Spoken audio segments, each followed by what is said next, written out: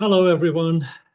Welcome to the grading orientation video of the 2025 spring semester of Biology 142, AMP2.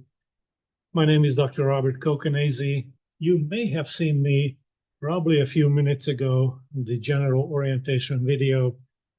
I want to take a few minutes to talk about grades, super important for all of you. And a clear understanding is important as you approach the semester and also as you're going through it.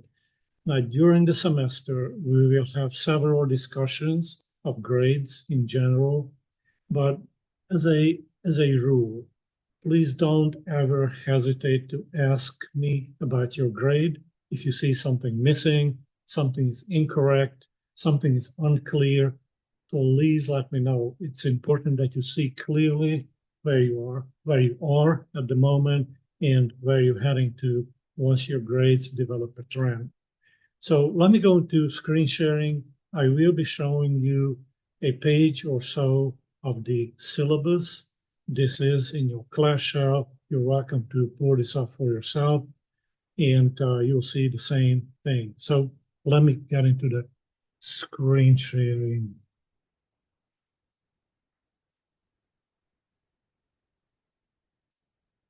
So what you see here is a detailed description of grading. Earlier in the syllabus, maybe page 1 or 2, there's a general description. So I wanted to make this detailed description so there's a really clear understanding. When you look in your grade book, in your class shell, you will see overall grade, lecture grade, and laboratory grade as calculated grade columns. Every time you get a grade from an exam, a lecture quiz, or comprehensive final score, they will be incorporated into this calculated lecture grade.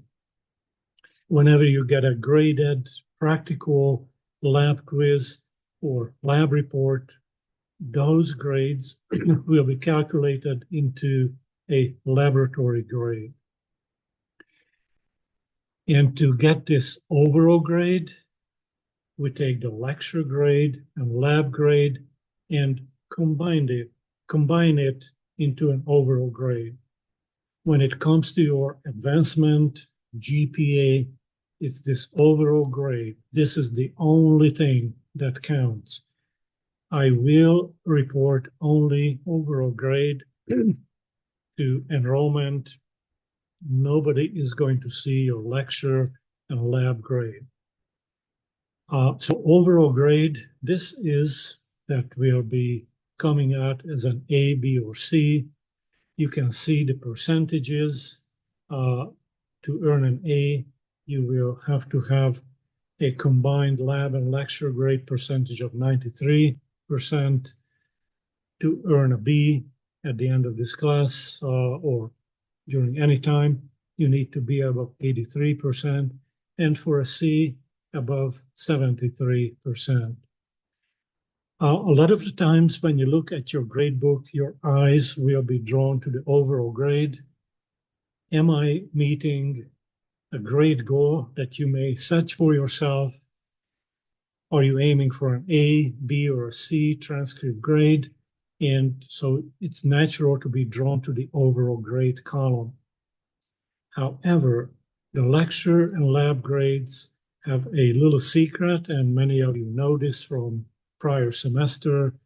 You must maintain a 65% minimum in lecture and in lab grade, because these two grades, lab and lecture grades, are calculated independently.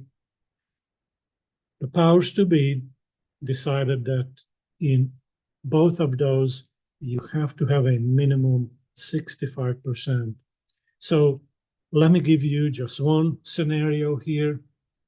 You look in your grade book and you're seeing an overall grade of 75%. And you say, great, I'm making a C in this class. Excuse me.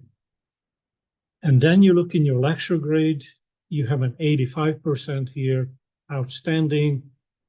When you look in your lab grade, it's only 62%. At that point, you have to realize that a 62% lab grade would mean that you are failing this entire class. So it's really important to pay attention to lecture and lab grades, at least to avoid that 65% score high on those graded assignment, to remain way, way, way above that 65%. 65% in lecture and lab grade is a danger sign, meaning that you are approaching the limits of failing this class. The details, or at least a little bit, of exams, chapter quizzes, comprehensive final, practicals are all hashed out in the next page or two, and it's that completes this detailed description of grading. If you have any questions about all this, please don't hesitate to send me a message or ask me in person. As I said before, we will be talking about grading. I will bring this up in the most uncomfortable moments of the class. So I'm going to close this review of grading. And again, hope to see you, all of you, next week.